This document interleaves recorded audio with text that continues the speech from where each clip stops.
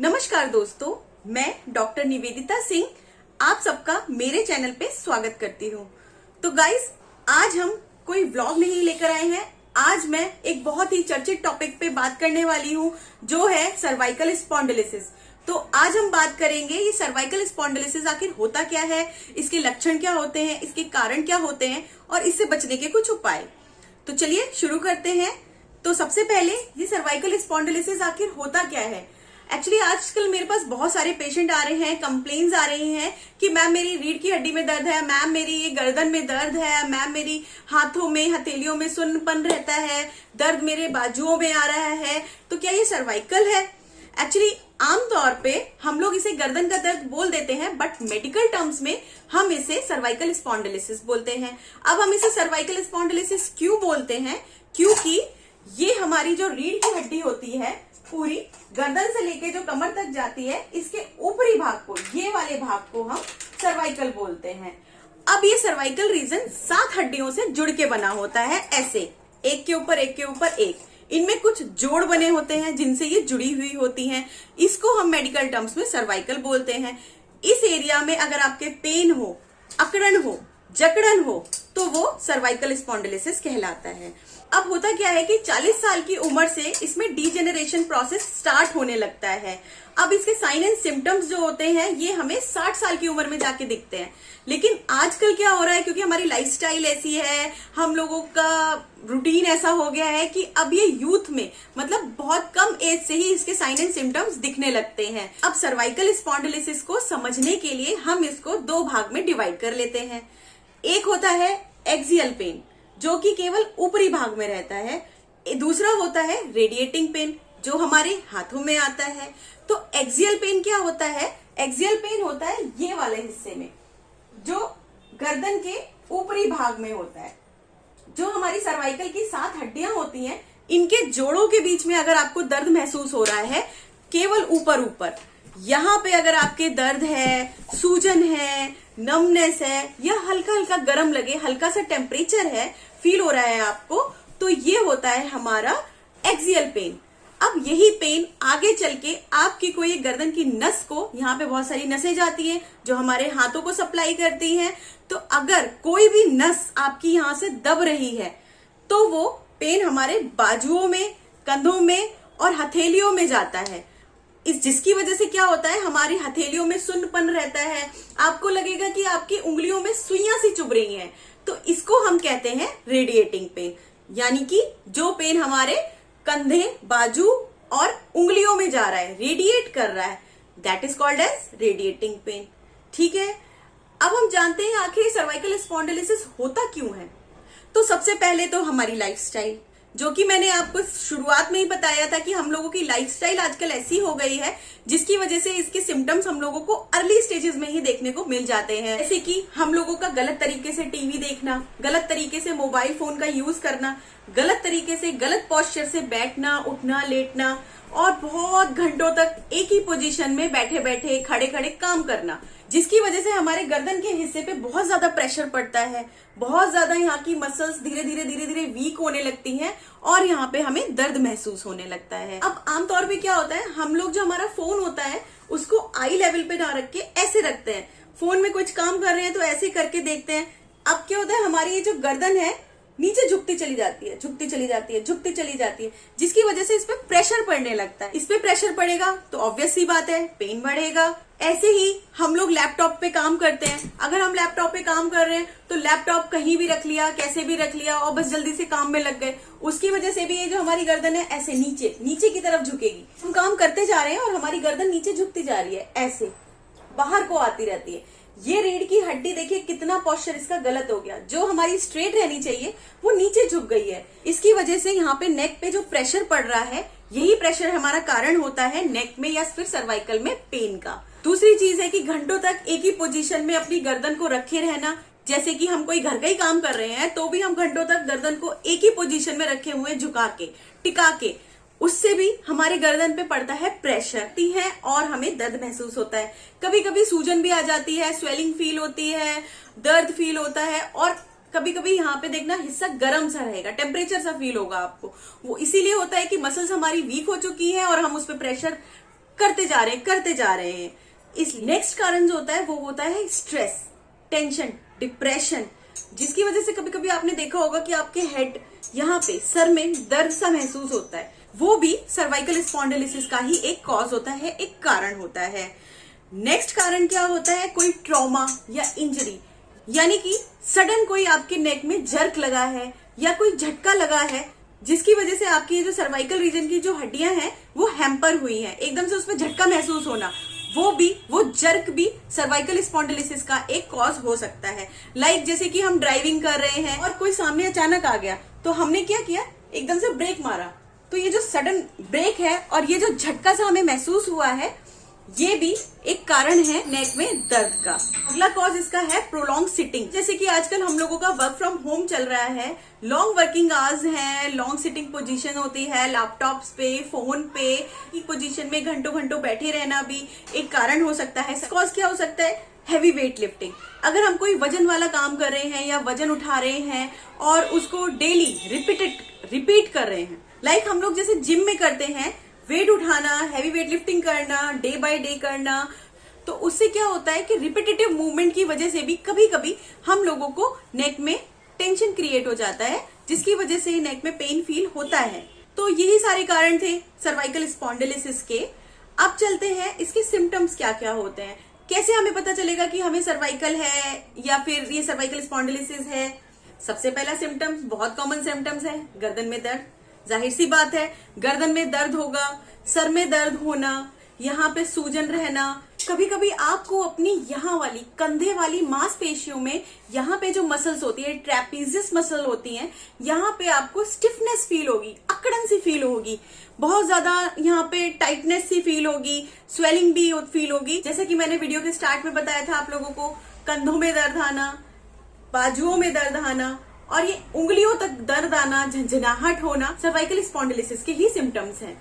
और movement restriction भी बहुत बड़ा एक सिम्टम है, लाइक जो नेक के हमारे मूवमेंट है उन्हें करने में डिफिकल्टी होना, कठिनाई होना, हाथों के जो मूवमेंट है उन्हें करने में कठिनाई होना। कभी कभी क्या होता है, हम लोगों का जो बेड पॉस्चर होता है, यानी कि हमारा लेटने का तरीका, बैठने का तरीका, बेड पॉस्चर होना, उसकी वजह से भी हमारे नेक में, हैंड्स में पेन होता है। इनकरेक्ट पॉस्चर की वजह से भी सर्वाइकल में और शोल्डर में पेन आता है और ये भी एक कारण होता है सर्वाइकल स्पॉन्डिलोसिस का। तो अब सर्वाइकल तो हो गया है, अब उससे बचने के लिए, उसके प्रिवेंशन के लिए हम क्या क्या उपाय कर सकते हैं तो जानते हैं आप वो। तो सबसे पहला है कि हमें, जैसे हमारी लॉन्ग वर्किंग आवर्स हैं या हमारा घंटों तक बैठे रहने का, खड़े रहने का काम है, उसके बीच में हमें थोड़े थोड़े ब्रेक लेने चाहिए। लाइक कि आप अगर 1 घंटे आपका बैठे रहने का ही काम है लैपटॉप पे, तो आप उसमें बीच बीच में इन बिटवीन आप 5 मिनट्स का ब्रेक लीजिए, खड़े होकर थोड़ी अपनी स्ट्रेचिंग कीजिए, जो कि मैं आगे आने वाली वीडियोस में आपको बताऊंगी, अपनी थोड़े बहुत मूवमेंट कीजिए। तो स्टडी पोजीशन को थोड़ा सा हमें ब्रेक करना है, ज्यादा देर तक खड़े रहने का काम है तो बीच में आप थोड़ी देर 5 मिनट बैठिए, फिर खड़े होके काम कीजिए। जैसे लाइक हाउस वाइफ्स होती हैं, उनको अगर सर्वाइकल होता है तो हम क्या कर सकते हैं, तो घंटों तक खड़े होके हम लोगों को किचन में काम करना पड़ता है, तो उसके लिए हम क्या कर सकते हैं, चेयर रख सकते हैं अपनी किचन में, और अगर हम बहुत देर तक खड़े होने का काम कर रहे हैं, बीच बीच में आप 5 मिनट्स के लिए या 2 मिनट्स के लिए भी बैठिए, बीच में थोड़ा सा ब्रेक लीजिए, then start your work again. Second चीज है कि जब हम ड्राइविंग कर रहे हैं तो सर्वाइकल कॉलर या फिर सर्वाइकल पिलो का यूज कीजिए, जिससे आपकी ये नेक सपोर्ट रहे। अगर कोई जर्क है भी तो सर्वाइकल कॉलर क्या करता है, आपकी नेक को प्रिवेंट करता है उस जर्क से। तो वो बहुत ही कंपलसरी होता है वाइल ड्राइविंग और वाइल एनी अदर वर्क जिसमें आपको फील हो रहा है कि आपकी नेक में जर्क आ सकता है। थर्ड चीज क्या है, करेक्ट योर पॉस्चर। अपने पॉस्चर को करेक्ट कीजिए while watching TV, mobile phones और यूजिंग लैपटॉप्स, टीवी और फोन हमारे आई लेवल पे होना चाहिए, यानी कि जो हमारा आई लेवल है, ये वाला लेवल, उसी के लेवल में ही हमारा टीवी एडजस्टमेंट होना चाहिए, फोन एडजस्टमेंट होना चाहिए, और कोशिश कीजिए कि लैपटॉप को भी अपने आई लेवल पे ही एडजस्ट करें। मतलब कि अगर आप टेबल पे रख के काम कर रहे हैं लैपटॉप में, तो उसके नीचे पिलो रखिए, या कोई स्टडी टेबल छोटी सी आती है वो आप यूज कर सकते हैं, उसके ऊपर लैपटॉप रख के काम कीजिए और लैपटॉप को बिल्कुल अपने आई लेवल पे करके कीजिए। मतलब कि जो आपका नेक एरिया है वो ज्यादातर स्ट्रेट रहे और उसको सपोर्ट मिले, झुकेगा उतना ही पेन बढ़ेगा। नेक्स्ट है कि हम सर्वाइकल पिलो का यूज कर सकते हैं। रात में जब हम सो रहे हैं तब हमें नॉर्मल पिलो यूज ना करके सर्वाइकल पिलोज आती है बहुत सारी मार्केट में, तो अकॉर्डिंग टू योर एडजस्टमेंट आप वो पिलो यूज कर सकते हैं। उससे भी आपको काफी आराम मिलेगा अपने सर्वाइकल पेन में। सबसे जरूरी बात है हम लोगों को अपनी लाइफस्टाइल करेक्ट करने की। लाइफस्टाइल करेक्ट करने के लिए ज्यादा नहीं, only 15 and 20 minutes daily time निकालिए अपनी एक्सरसाइजेस के लिए, अपने वर्कआउट के लिए, खुद को देने के लिए थोड़े बहुत टाइम होना चाहिए, जिससे कि हमारा पोस्चर करेक्ट रहे, हमारी बॉडी एक्टिव रहे, हम ज्यादा से ज्यादा मोबाइल रह सके, मतलब कि हम ज्यादा से ज्यादा काम कर सके, एक्टिव रहें। तो अब हम आ जाते हैं इसके ट्रीटमेंट पार्ट पे, यानी कि most important part of this video is कि हमें सर्वाइकल स्पॉन्डिलोसिस के लिए क्या क्या एक्सरसाइजेस करनी चाहिए, क्या क्या उपाय करने चाहिए, यानी कि जिनको हो गया है उनको थोड़ी सी उसमें रिलीफ मिल सके, और जिनको नहीं हुआ है उनको आगे ना हो, तो उसके लिए हमें क्या क्या फॉलो करना चाहिए। तो बेसिकली अगर आपको इस वाले हिस्से में स्वेलिंग और हल्का फुल्का सा जैसे गरम गरम सा फील हो रहा है या फिर थोड़ा सा टेम्परेचर फील हो रहा है, तो आप इस पे 5 to 10 मिनट्स के लिए कोल्ड पैक अप्लाई कीजिए। बहुत सारे मार्केट में कोल्ड पैक्स मिल जाते हैं आप लोगों को, तो वहां से आप लोग ले सकते हैं। और अगर आपको यहाँ पे स्टिफनेस मतलब कि अकड़न, जकड़न या फिर मूवमेंट में दर्द हो रहा है, तो आप हॉट पैक्स अप्लाई कर सकते हैं 15 to 20 मिनट्स के लिए, ट्वाइस डेली और once daily according to your need. तो मार्केट में बहुत सारे hot packs, hot water bottles जो सिकाई के लिए होती हैं, गर्म पानी की सेक के लिए होती हैं, हीटिंग पैड्स अवेलेबल हैं जो आप यूज कर सकते हैं अपनी नॉर्मल हीटिंग के लिए। Now the most important part is exercises.